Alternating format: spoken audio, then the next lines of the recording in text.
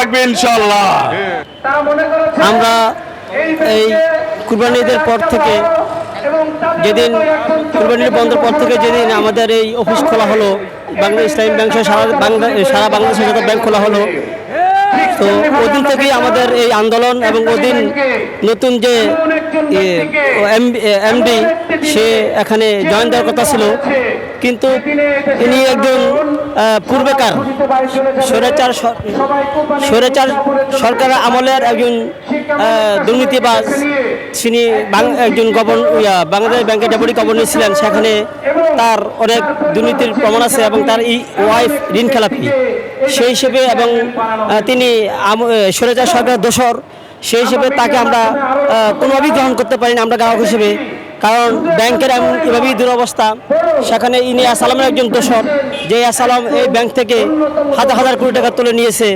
এখন তাকে সাইপ্রাসে এই আসালাম গ্রুপের যিনি সাইফুর রহমান মামুন, তাকে সাইপ্রাস যে টাকা পাচার করছে।